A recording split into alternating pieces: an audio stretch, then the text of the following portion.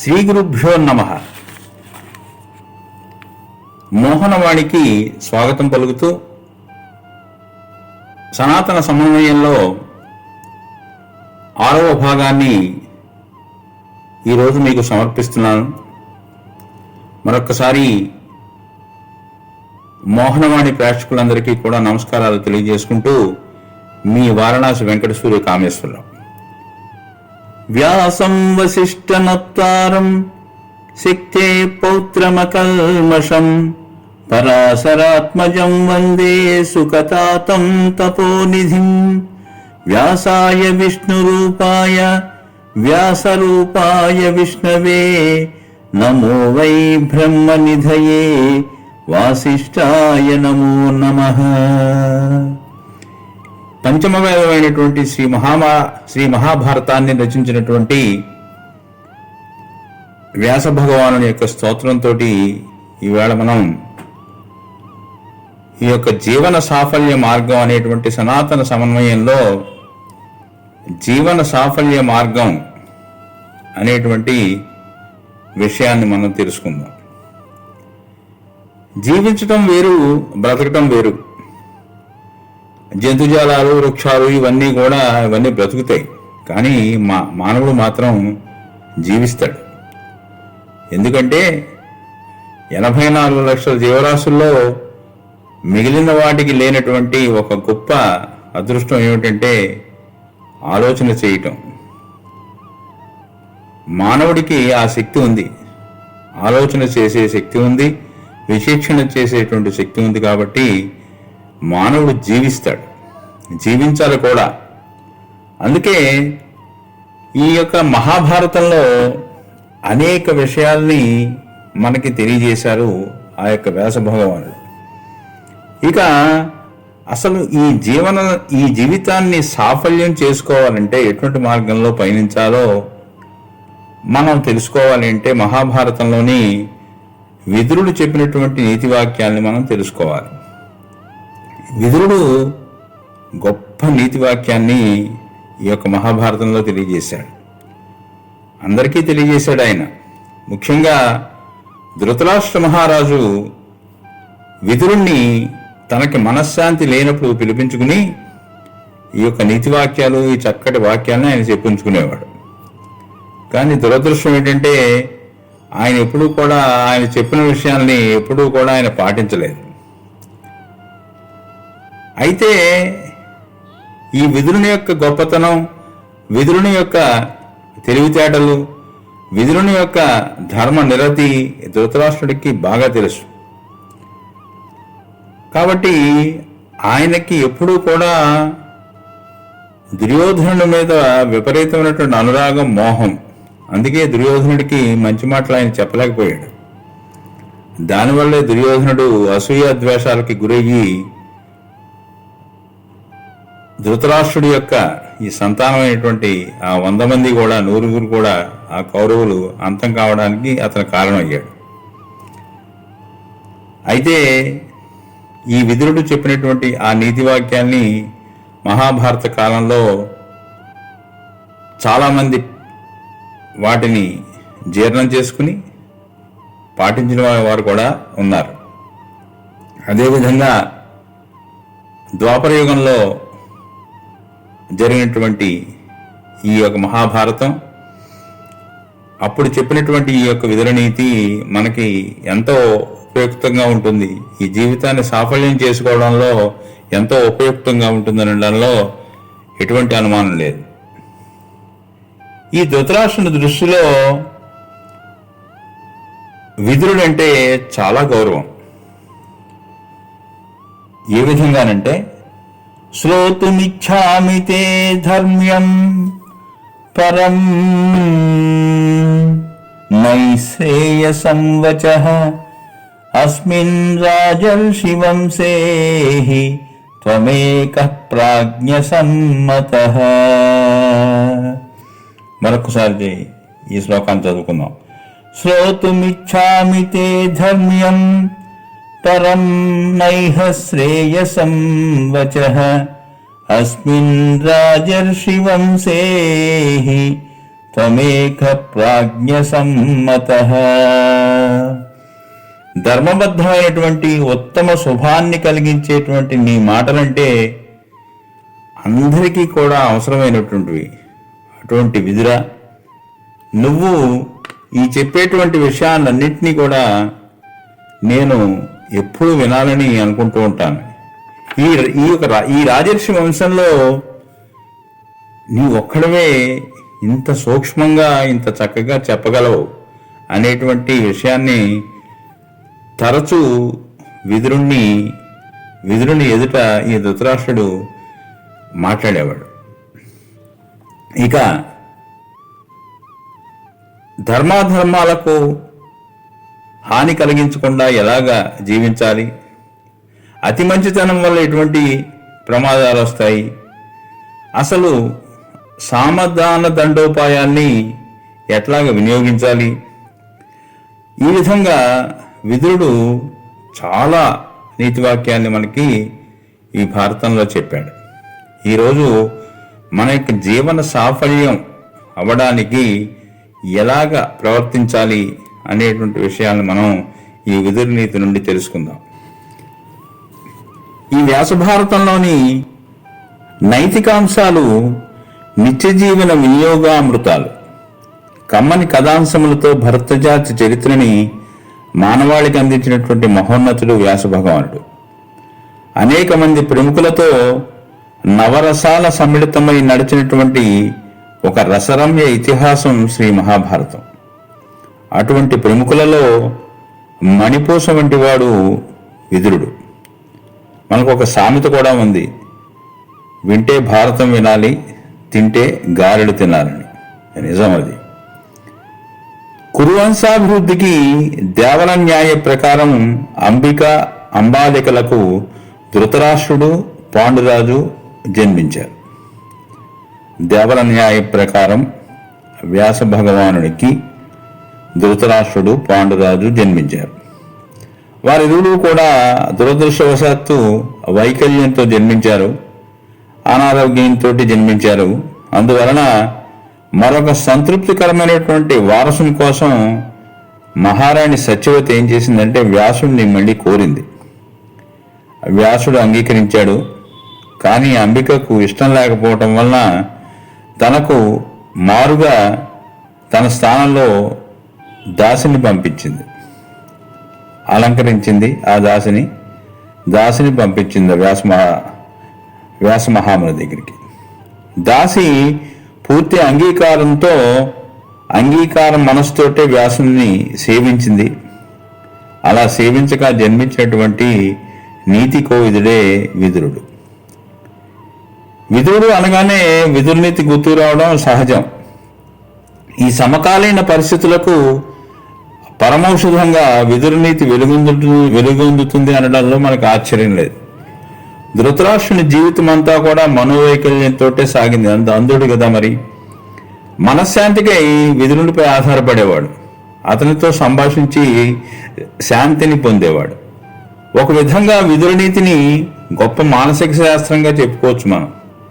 ఇందులోని ప్రతి అంశము కూడా మానవులు అర్థం చేసుకుని ఆచరిస్తే ప్రయోజనాన్ని పొందడమే కాకుండా జీవన సాఫల్యం మనకి లభిస్తుంది, సఫలం అవుతుంది మాట. జీవితం సఫలం అవుతుంది, అది తథ్యం. ప్రస్తుతం కొన్ని అంశాలని మనం ఇక్కడ పరిశీలిద్దాం. ఈరోజు మళ్ళీ మనం ఎప్పుడైనా సమయానుకూలంగా మళ్ళీ మనం కొన్ని అంశాలు పరిశీలిద్దాం. ఇప్పుడు సమయానుకూలంగా మాట్లాడేవారు బుద్ధిమంతులుగా పరిగణించబడతారు. సమయానుకూలంగా మాట్లాడాలి, ఎక్కువ మాట్లాడకూడదు అసలు. అదేవిధంగా ప్రియంగా మాట్లాడాలి, అందరికీ ప్రియులవుతారు. వాళ్ళు ప్రియంగా మాట్లాడితే అందరికీ ప్రియులవుతారు. సామధాన భేదముల వల్ల కలిగే ప్రియత్వం మాత్రం చాలా తాత్కాలికంగా ఉంటుంది. ఏం చేద్దంటే సామధాన భేదాలు ప్రలోభాన్ని కలిగిస్తాయి కాబట్టి అది అప్పుడు ప్రియంగా మాట్లాడినట్టు అవ్వదు. అది బెదిరించో లేకపోతే ప్రలోభ పెట్టో వంచో ప్రియంగా మాట్లాడడం వల్ల నష్టమే కానీ లాభం లేదు. సామధాన భేదాల వల్ల అందుకే కలిగేటువంటి ప్రియత్వం తాత్కాలికంగా ఉంటుంది. ఇంకా మనకి ఇక్కడ దుర్యోధనుడు జన్మించినప్పుడు చాలా అపశకునాలు ఎదురయ్యాయి. ఊల్కలు రాలాయి, పొట్టపొగలే నక్కలు కూసాయి, ఊడపెట్టాయి అవన్నీ కూడా. అదేవిధంగా పక్షులు చాలా గందరగోళంగా అరిచాయి. ఈ విధంగా చాలా అపశకునాలు ఎదురయ్యాయి దుర్యోధనుడు జన్మించినప్పుడు. అవన్నీ కూడా అపశకునాల్ని గ్రహించాడు విదురుడు. విదురుడు గ్రహించి ఇప్పుడు ధృతరాష్ట్రునితో అన్నాడు, వీడిని గనక బహిష్కరించకపోతే మిగిలిన 100 మందికి సంతానాన్ని కూడా, మిగిలిన వాళ్ళందరికీ కూడా చాలా ప్రమాదం, అందుకని వీడిని బహిష్కరించమని చెప్పాడు ముందరే. లేదా నశించిపోతుంది, మన మనసుమే నశించిపోతుంది ఇక్కడ అని చెప్పి భవిష్యద్వాణిని మొట్టమొదటి విదురుడు వినిపించాడు ఆయనకి. ఆయన చెప్పిన నీతిలోని కొన్ని అంశాల్ని విన్నట్టుగా ఉండేవాడు ధృతరాష్ట్రుడు. ఇక ఆయన ఏం చెప్పారో చూద్దాం ఒక్కొక్కసారి. ఎందుకంటే మనశ్శాంతి లేనప్పుడల్లా విధులుండి పిలిపించుకునేవాడు. ఆయన చెప్పే మాటలన్నీ వినేవాడు కానీ ఏది ఆచరించేవాడు కాదు. ఈ విధంగా విధులను చెప్పినటువంటి నీతి వాక్యాలు మాత్రం చాలా మందికి ఉపయోగపడుతున్నాయి. ప్రస్తుతం ఈ కలియుగంలో మనకి చాలా ఉపయోగపడతాయి అవి. ఏమిటంటే అవి, ధన సంపన్నుడైనను గుణహీనుల యొక్క దరి చేరకూడదు. నిత్యము పరులపై అపనిందలు మోపేవారి చెంతకు చేరితే సర్వపాపాలు మోయాల్సి వస్తుంది. అందువల్ల చెప్పుడు మాటలు చెప్పేవాడి దగ్గరికి, అపనిందలు ఇతరుల మీద మోపేవారి దగ్గరికి ఎక్కువ స్నేహం చేయకూడదు. స్వార్థపరులు, విరోధాలు కలిగించేవారు, సిగ్గు విడిచిన వాళ్ళు, మూర్ఖులు, పాపజీవనులతోటి ఎక్కువగా కలిసి ఉండకూడదు. అటువంటి వారు తాము చెడిపోవటమే కాక ఇతరుల వినాశనానికి ప్రయత్నిస్తారు. మనోవికాసం లేని వారితో స్నేహం నీచ స్వభావాన్ని ప్రేరేపిస్తుంది.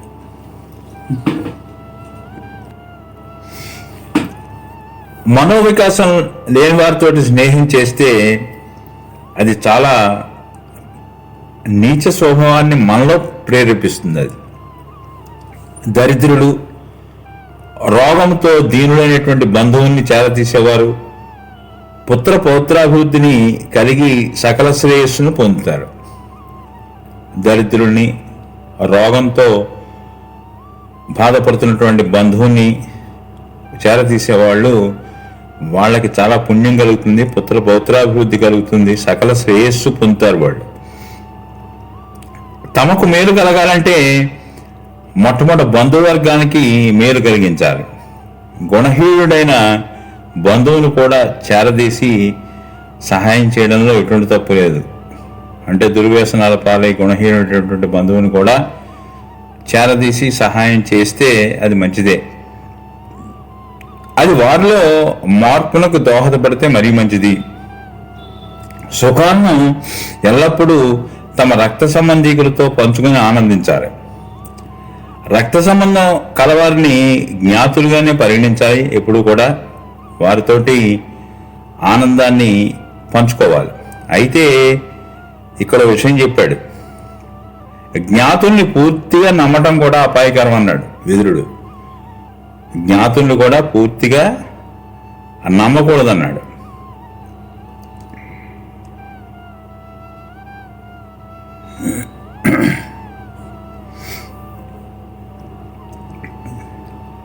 తెలియక చేసిన అపకారమును సరిదిద్దుకుంటే అది సర్వశ్రేయస్సుని కలిగిస్తుంది.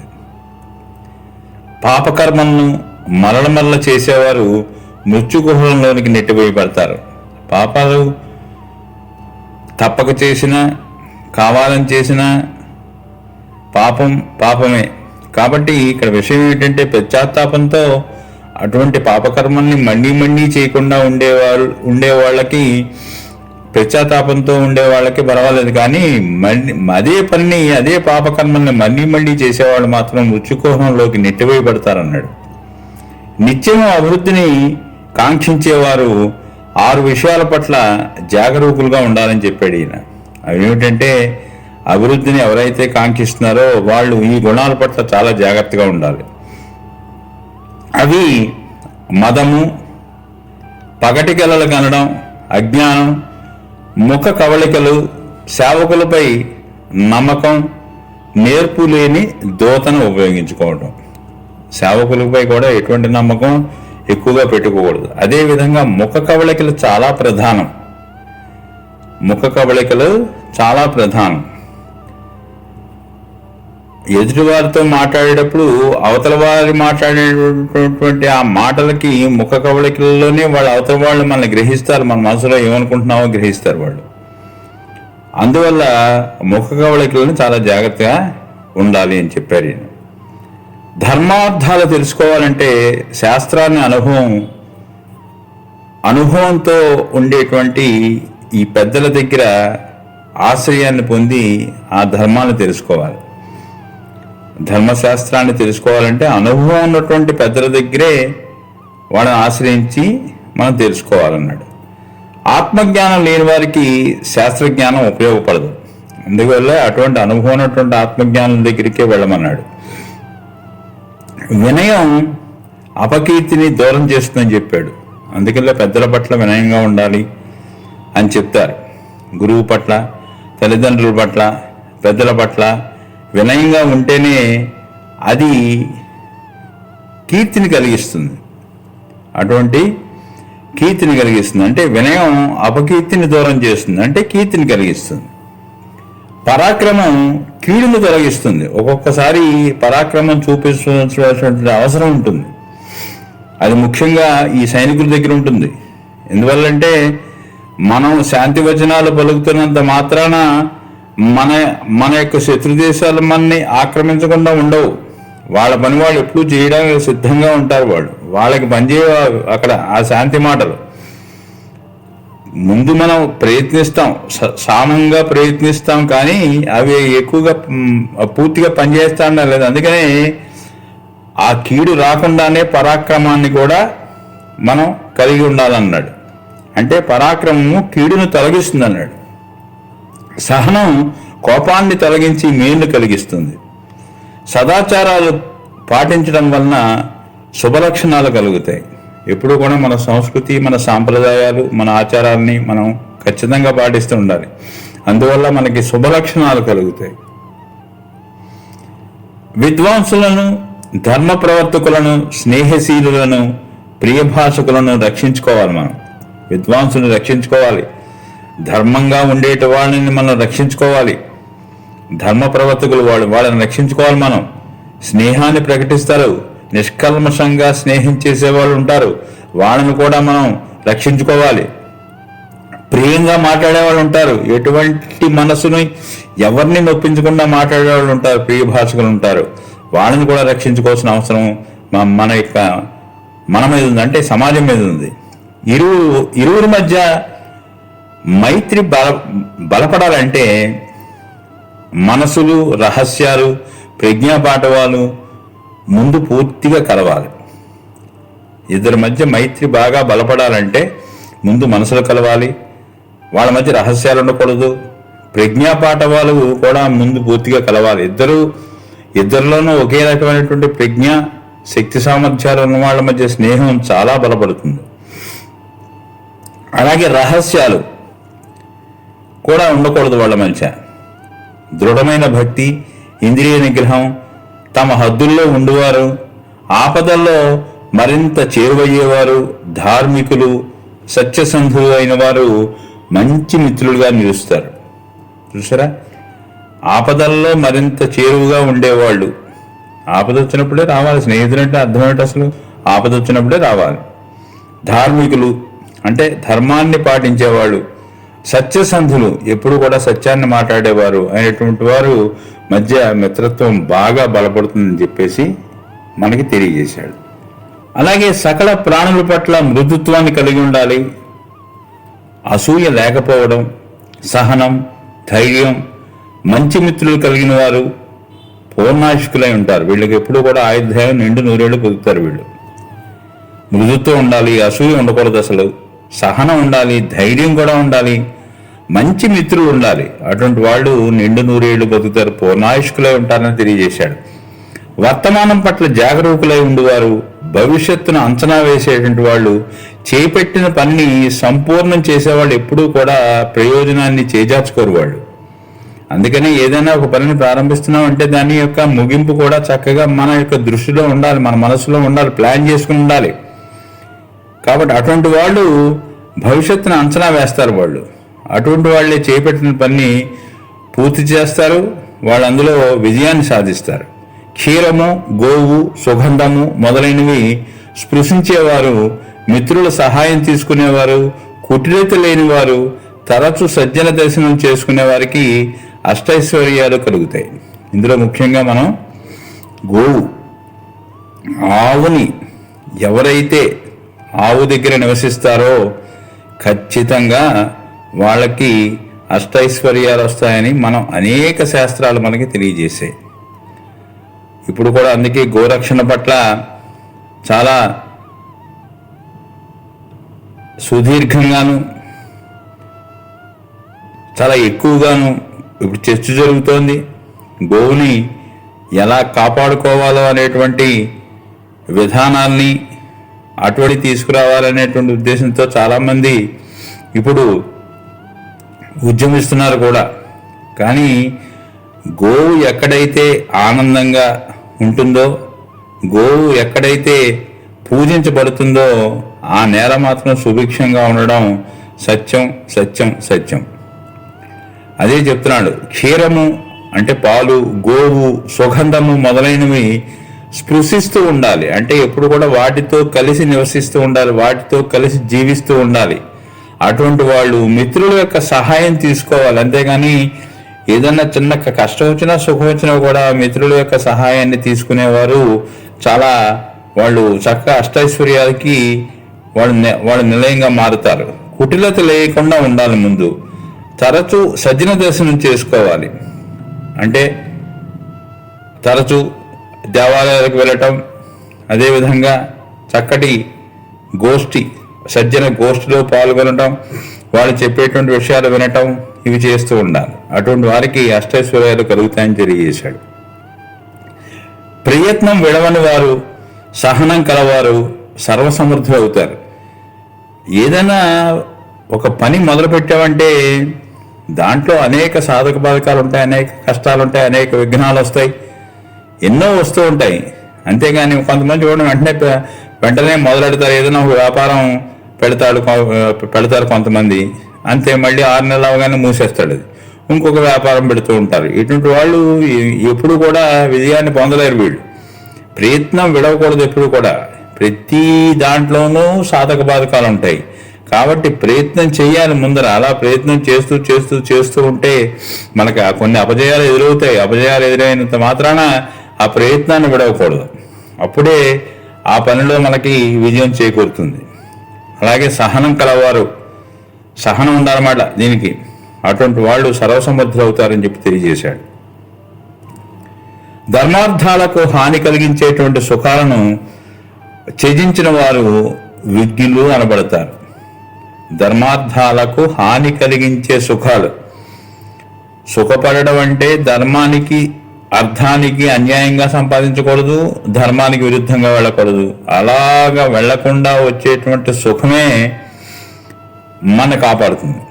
అందుకని ధర్మార్థాలకు హాని కలిగించే సుఖాలను త్యజించిన వారి విజ్ఞులు అన్నాడు. మత్తు, నాస్తికత, సోమరితనం, ఇంద్రియ నిగ్రహం లేకపోవడం, నిరుత్సాహం కలిగిన వారి దగ్గర ఐశ్వర్యం అస్సలు ఉండదు.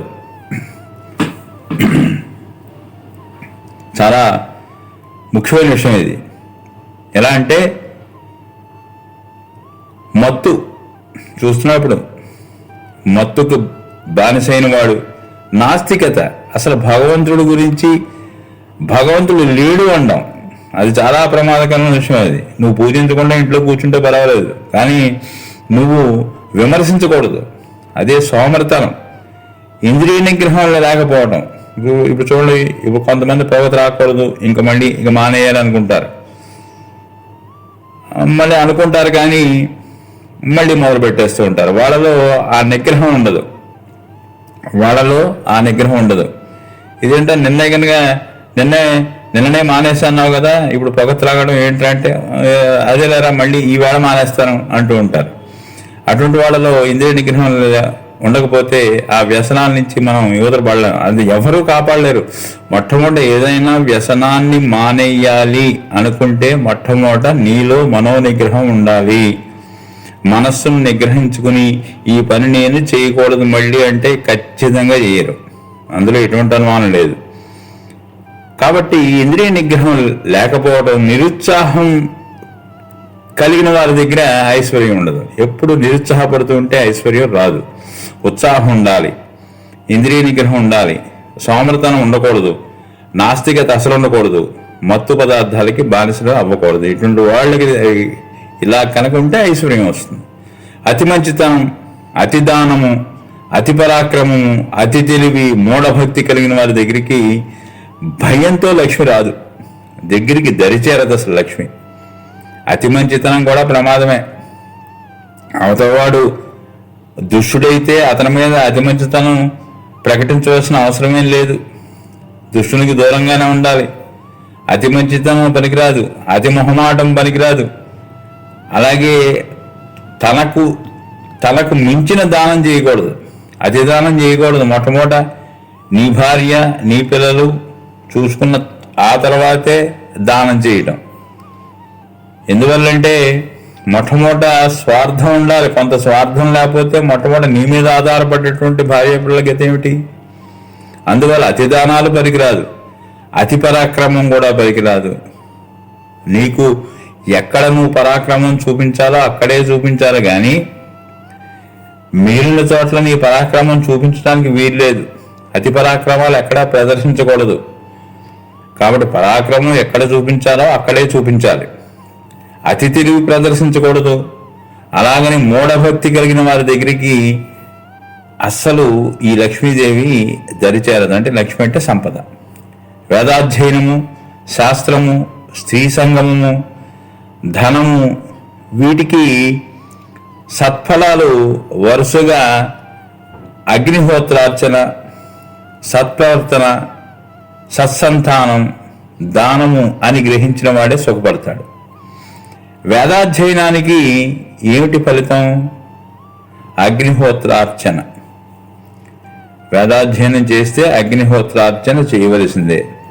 అలాగే సత్ప్రవర్తన శాస్త్రం వల్ల కలుగుతుంది. ఈ సత్శాస్త్రాలను పఠించడం వల్ల మహాభారత, రామాయణ, భాగవతాన్ని కనుక పఠించితే మనకి సత్ప్రవర్తన వస్తుంది. అలాగే స్త్రీ సంగమం, స్త్రీతో సంగమిస్తే అంటే భార్య మాట. ఇక్కడ భార్య వల్ల వచ్చేటువంటి ఫలితం ఏమిటి? సత్సంతానం కలుగుతుంది. అదేవిధంగా ధనం వల్ల వచ్చే ఫలితం ఏమిటి? దానం అనే ఫలితం వస్తుంది. అంటే ధనం ఉంటే దానం చెయ్యాలి. ఇందాకనే అతి దానం పనికిరాదన్నాడు. మళ్ళీ ఇక్కడేమంటున్నాడు? మనకి ధనం ఉంటే గనక దాని ఫలితం ఏమిటంటే దానము. ధనం నీ దగ్గర ఎక్కువగా ఉంటే దాన్ని దానం చేస్తేనే దాని యొక్క ఫలితం కనబడుతుంది, దాని యొక్క ప్రయోజనం కనబడుతుందని చెప్పేసి ఇందులో ఉన్నటువంటి సూక్ష్మం అన్నమాట. అందుకనే వేదాధ్యయనానికి అగ్నిహోత్రార్చన, శాస్త్రానికి సత్ప్రవర్తన, స్త్రీ సంగము, భార్యా సంగమానికేమో సత్సంతానము, ధనానికేమో దానము అని తెలుసుకున్నవాడే, ఆ ఫలితాలు ఇవి అని తెలుసుకున్నవాడే సుఖపడతాడు. తాపసులకు తపస్సు, బ్రహ్మవేత్తలకు వేదం, పాపాత్ములకు హింస, గుణవంతులకు సహనం, బలమని తెలుసుకోవాలన్నాడు. తాపసులకి తపస్సు బలం, బ్రహ్మవేత్తలకి వేదం బలం, పాపాత్ములకి హింస బలంట వాళ్ళకి. మరి అంతేగా, పాపం చేసేవాడు ఎప్పుడూ హింసిస్తూ ఉంటాడు. గుణవంతునికి సహనం బలం. ఎప్పుడు గుణవంతునికి ఎలా ఉంటాడు? సహనంతో ఉంటాడు. అదే బలం అతనికి. ఈ విధంగా ఉండడం మనం అర్థం చేసుకోవాలి. తనకు అప్రియమైనది ఇతరులకు చేయకపోవడం, ఇష్టం వచ్చినట్టు ప్రవర్తించకపోవడమే ధర్మ సంగ్రహం. మనం చెప్పుకున్నాం గతంలో.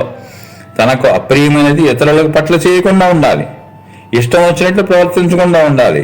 అదే ధర్మం అంటే అని ఆయన తెలియజేశారు మనకి.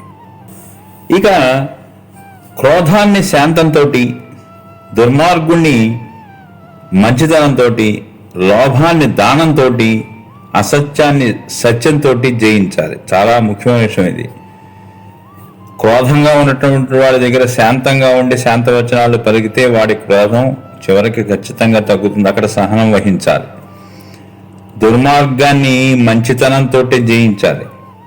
దుర్మార్గాన్ని మళ్ళీ దుర్మార్గంగా జయిద్దామంటే అక్కడ ఘర్షణ వస్తుంది తప్ప నీకు విజయం అక్కడ సాధించలేవు. కాబట్టి దుర్మార్గాన్ని మంచితనంతో సాధించమన్నారు.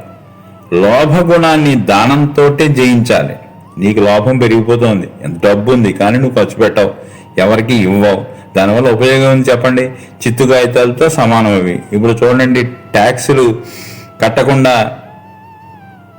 ఆ యొక్క పరుపుల్లోనూ తర్వాత గోడల్లోనూ సిమెంట్ చేసేసి దాచేసి మూటలు కట్టేసి ఇవన్నీ దీనివల్ల ఉపయోగం చెప్పండి? ఎప్పుడైనా సరే మన ఆర్థిక శాస్త్రంలో కూడా మనకి చెప్తూ ఉంటారు ఏంటంటే ద్రవ్యత్వాభిరుచి ఉండాలి, ద్రవ్యానికి ఒక అభిరుచి ఉండాలి. అంటే ద్రవ్యానికి అభిరుచి అంటే అర్థం ఏంటి? డబ్బుని ఖర్చు పెడుతూ ఉంటే ఆ డబ్బుని ఈ 10 మంది చుట్టూ తిరుగుతూ ఉంటే అప్పుడే దానికి విలువ. కానీ నువ్వు ట్యాక్స్ లెగ్గొట్టేసి అవన్నీ తీసుకెళ్ళి గోడల్లోనూ పరుపుల్లోనూ పెట్టడం వల్ల ఉపయోగం ఏంటి చెప్పండి? అది ఒక రకంగా చెప్పాలంటే అవివేకం, మూర్ఖత్వం, అది అంతకంటే ఏమీ కాదు అది. కాబట్టి దుర్మార్గాన్ని మంచితనంతో ఎలాగైతే జయిస్తామో లోభాన్ని దానంతో జయించాలి. ఇక్కడ దానం అంటే నీ దగ్గర ఎక్కువగా నీ దగ్గర సంపద మూలుగుతుంటే దాన్ని ఏం చేయాలి? చక్కగా 10 మందికి పంచి వాళ్ళ చేత మళ్ళీ పని చేయించామనుకోండి, వాళ్ళు కూడా ఇంకోటి చిన్న చిన్న ఫ్యాక్టరీలో చిన్న చిన్న కొట్లో పెట్టుకుంటారు, మళ్ళీ వాళ్ళు కూడా అభివృద్ధి చెందుతుంటారు. కాబట్టి ఈ ద్రవ్యం అనేటువంటిది అలాగ తిరుగుతూ ఉంటుంది. కాబట్టి అప్పుడు దానికి ఒక రుచి వస్తుంది ఆ ద్రవ్యానికి. దాన్నే ఆర్థిక శాస్త్రంలో ద్రవ్యత్వాభిరుచి అన్నారు దాన్ని. అలాగే లోభాన్ని దానంతో జయించాలి, అసత్యాన్ని సత్యంతో జయించాలి. ఇది చాలా ముఖ్యమైన విషయం. ఇది అసత్యాన్ని సత్యంతో జయించాలి. అసత్యం మొత్తం అంతా కూడా పాకిపోతుంది అనుకోండి, దాని వెనకాల మనం వెళ్ళకూడదు, ఖండించాలి. ఎప్పుడైనా సరే చివరికి జయించేది సత్యమే జయిస్తుంది. సత్యమేవ జయతే, సత్యమే జయిస్తుంది. అలాగే చదువురాని పురుషుడు, బిడ్డలేని సంసారం, తిండి లేని సంతానం, రాజులేని రాజ్యం శోకానికి మహాకారణాలు ఇవి. వాడు ఎప్పుడు శోకానికి దగ్గరగా ఉంటారు. పురుషుడైన వాడు, పురుషుడైనా స్త్రీ అయినా విద్య రావాలి, లేకపోతే వాళ్ళకి శోకమే మిగులుతుంది. జ్ఞానం ఉండదు, శోకమే ఉంటుంది. బిడ్డలేని సంసారం, సంసారం అనేటప్పటికి పిల్లలు ఉండాలి, పిల్లలే అదే ఇంటికి అందం అంటారు. కాబట్టి బిడ్డలు లేనటువంటి ఆ సంసారం శోక కారణమే అవుతుంది. తిండి లేని సంతానం, బిడ్డలు పుట్టేశారు కానీ ఆ సంతానానికి నువ్వు తిండి పెట్టలేకపోతున్నావు, నీ దగ్గర స్థామత లేదు, అప్పుడు కూడా నీకు మిగిలేది శోకమే అంటున్నాడు. రాజు లేని రాజ్యం, రాజ్యం అంటే రాజు ఉండాలి, దేశం అంటే ప్రధానమంత్రి ఉండాలి. ఈ విధంగా అవి లేకపోతే కనుక శోక కారణాలు అవుతాయని చెప్పేసి తెలియజేశాడు. అలాగే నిద్రని స్వప్నంతో, స్త్రీలను కామంతో, అగ్నిని కట్టెలతో, మద్యాన్ని పానంతో ఎప్పటికీ జయించలేదు. ఇందులో చాలా చాలా రహస్యం చూడండి. నిద్రని స్వప్నంతో జయించలేం, స్త్రీలని కామంతో ఎట్టి పరిస్థితుల్లోనూ జయించలేరు. అగ్నిని కట్టెలతో జయించలేం, అగ్నిలో కట్టెలు వేస్తుంటే ఇంకా మండుతుంటుంది, ఇంకా మండుతుంది, ఇంకా మండుతుంది, ఉగ్రంగా మండుతుంది, అంతేగాని దాన్ని జయించలేం. మద్యాన్ని పానంతో ఎప్పటికీ జయించలేం. తాగుబోతు కొంచెం తాగుతాడు, కొంచెం తాగాలనిపిస్తుంది, వాడు ఆఖరికి ఎటువంటి పరిస్థితిలోకి వెళ్తాడు, ఏమైనా సరే దీన్ని అంతు చూడాలనుకుంటాడు, ఏమీ చూడలేడు, ఆఖరికి వాడు అంతు చూస్తుంది, వీడు ఎప్పటికీ జయించలేడు దాన్ని. అలాగే నిద్రని స్వప్నంతో, స్త్రీలని కామంతో, అగ్నిని కట్టెలతోటి, మద్యాన్ని పానంతో ఎప్పటికీ కూడా జయించలేరు. ఇవి ఎప్పుడు కూడా అలా రగిలిపోతూనే ఉంటాయి. ఇవి ఆ యొక్క రహస్యాన్ని తెలుసుకోవాలన్నాడు. ఎప్పుడు రగిలిపోతూ ఉంటాయి ఇవి. వాటిని జయించామనుకోవడం అవివేకం, వాటిని జయించడం నీ వల్ల కాదు. అలాగే దానముతో మిత్రుని, యుద్ధముతో శత్రువుని, అన్నపానాలతో భార్యని జయించేవాడు శ్రేష్ఠుడు. చూడండి ఇప్పుడు ఎలాగ జయించాలి. మిత్రుని జయించాలంటే దానంతో జయించాలి. శ్రీకృష్ణ పరమాత్మ ఏం చేశాడు? కుచేలునికి దానంతోటే జయించాడు. జయించడం అంటే అక్కడ వాళ్ళిద్దరి మధ్యన ప్రేమానురాగాలు అంకురించాయి. అలాగే కష్టాల్లో ఉన్నటువంటి మిత్రుడికి దానం ఇచ్చావనుకో నువ్వు, ఇక జీవితంలో ఒక అది ఆ అనుభూతి చేస్తేనే తెలుస్తుంది, అంతేగాని మాటల్లో మనకు తెలియదు. కాబట్టి దానంతో మిత్రుణ్ణి జయించమన్నాడు. యుద్ధంలో శత్రువుని, అన్నపానాలతో భార్యని జయించేవాడే శ్రేష్ఠుడు. యుద్ధంలో శత్రువుని ఖచ్చితంగా జయించాల్సిందే, వెన్ను చూపకూడదు. యుద్ధంలో శత్రువుని నీ ప్రాణం పోయేదాకా నువ్వు ఆ శత్రువుని జయించడానికే ప్రయత్నం చెయ్యాలి. యుద్ధంలో శత్రువుని జయించవలసిందే, అన్నపానాలతోటి భార్యని జయించాలి. అంతేగాని ఇందాక మనం చెప్పుకున్నాం, కామంతో స్త్రీలను జయించలేరు. మరి దీంతో జయించగలరు? అన్నపానాలతోటి భార్య పిల్లల్ని జయించగలరు. ఎలా? ఎప్పుడూ కూడా సంతృప్తికరంగా వాళ్ళ యొక్క ఆలనా పాలన చూస్తే నీ మీద వాళ్ళు విపరీతమైనటువంటి ప్రేమను కురిపిస్తారు. అదే జయించడం అంటే. నువ్వు జయించినట్టది. వాళ్ళ మీద ప్రేమానురాగాలు చూపించి వాళ్ళకి కావలసినటువంటి అన్నపానాలన్నీ కూడా ఎప్పటికప్పుడు ఏర్పాటు చేస్తూ ఉంటే నువ్వు వాళ్ళని జయించినట్టు. ఈ విధంగా ఎలా జయించాలో తెలియజేశాడు. భూమిపై ఉన్న సకల సౌఖ్యాలు ఒక్కడికే లభించిన అవి వాడికి చాలవు. సంతృప్తే జీవనానికి ముఖ్య విజయం. సంతృప్తి లేనివాడు ఎక్కడా కూడా శాంతిగా ఉండలేడు. ఎందువల్ల? భూమిపై ఉన్నటువంటి అన్ని సకల సౌఖ్యాలు కూడా లభించినా ఒక్కడికి లభించే అనుకుందాం, అయినా వాడికి చాలా ఇంకా కావాలనుకుంటాడు. తృప్తి కలవాడే భువన విజేతగా నిలబడతాడు. తృప్తి కలవాడే, సంతృప్తి కలవాడే ఈ భూమిని జయించిన ఈ యొక్క భువన విజేత. ఈ భూమినే జయిస్తాడు వాడు. అటువంటి వాడు అంటే సంతృప్తే విజయం. ఈ విధంగా విదురుడు కౌరవ పాండవుల పట్ల సమభావం కలిగి ఉండమని ఎప్పుడు కూడా ధృతరాష్ట్రుడికి బోధిస్తూ ఉండేవాడు. కానీ ఆయన వినబడ కారణం మోహం. ఇక సమభావము సుఖశాంతులు కలిగిస్తుందని మానవులందరూ తెలుసుకుంటే అసలు మరో కురుక్షేత్ర సంగ్రామానికి అవకాశం ఉండదు. సమభావం అనేటువంటిది సుఖశాంతులు కలిగిస్తుంది అని మానవులు తెలుసుకుంటే అసలు యుద్ధాలే ఉండవు. అలాగే మంచి చెడుల పట్ల విజ్ఞత కలిగి ఉండాలి, విచక్షణ కలిగి ఉండాలి. అటువంటి వాళ్ళు అందరికీ ఆదర్శవంతులై ఉంటారనడంలో మనం ఎటువంటి సందేహం పడక్కర్లేదు. మంచి చెడుల పట్ల విజ్ఞత కలిగి ఉండాలి, విచక్షణ చేసేటువంటి జ్ఞానం ఉండాలి. అదేవిధంగా అందరికీ ఆదర్శవంతులు అవుతారు అటువంటి వాళ్ళే. కాబట్టి ఆ విధంగా మనం జీవించాలి అని తెలియజేశాడు. అటువంటి విజ్ఞతను అందించినటువంటి ఈ యొక్క విదుర నీతిని మనం అందరం కూడా గ్రహిద్దాం.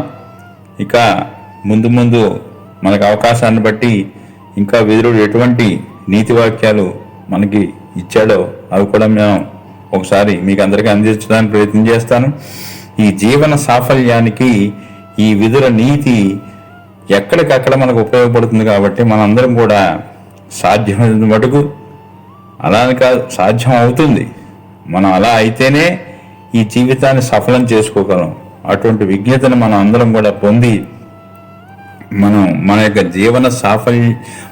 జీవితాన్ని సాఫల్యం చేసుకోవడానికి ఉద్యుక్తులు అవుదామని చెప్పేసి తెలియజేస్తూ, అది మన కర్తవ్యం అని చెప్పి మన యొక్క కర్తవ్యం ఇది. ఇటువంటి నీతిని పాటించడం మన కర్తవ్యం అని అనుకుంటే మన యొక్క జీవితం సఫలం అవుతుంది అని తెలియజేస్తూ మరొక్కసారి మోహనవాడి ప్రేక్షకులందరికీ కూడా నమస్కారాలు తెలియజేసుకుంటూ స్వస్తి.